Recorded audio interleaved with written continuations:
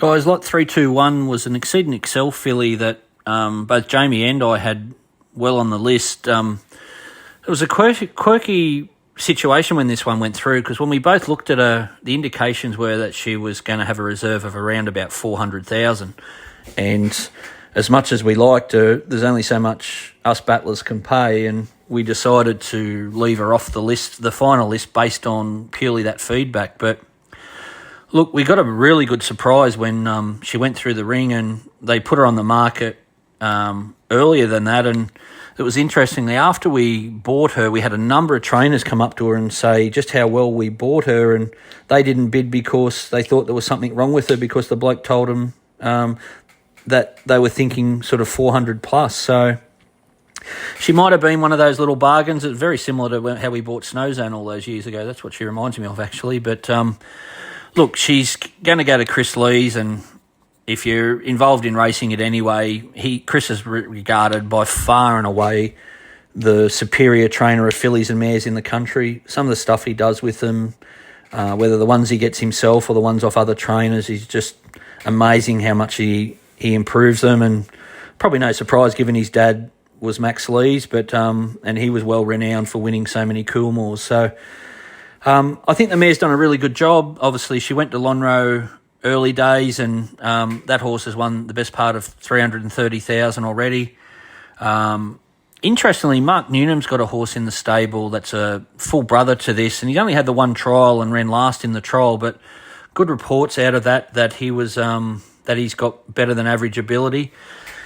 The one thing I wanted to point out here, in discussions with our vet who spent some time in America recently, the big thing over there in America is the leading vet over there is judging a horse's ability based on their air intake or airways. And basically the theory in that is, if these rare horses that have these abnormal large airways seem to be, there's a high correlation to them being the superior athletes on the racetrack. And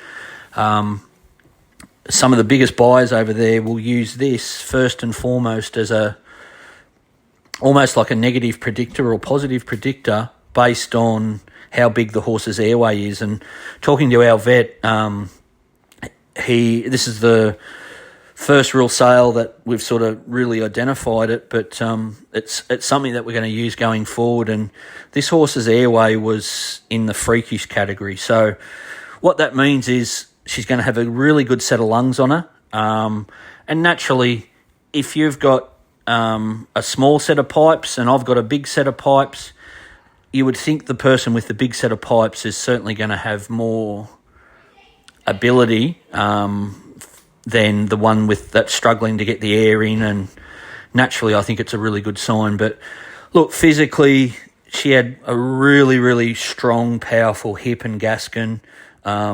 Just a massive girth, which probably ties in with the fact that she's got these massive freakish airways.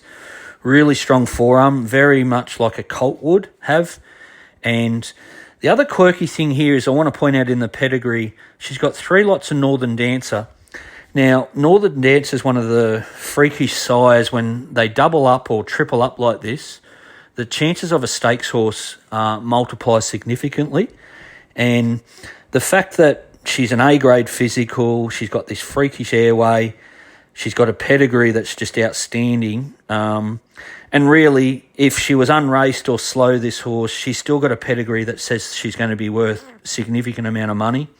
And she'd certainly be a filly that we'd look to breed with down the track if she wasn't sort of a stakes class of filly, just because physically, if all your horses that you bred looked like her, you're going to make a lot of money. So she's one of these rare ones I think we've bought particularly cheap. And like I said, she ticks a hell of a lot of boxes along that line. And if you've got the funds, I really would be pushing this filly too.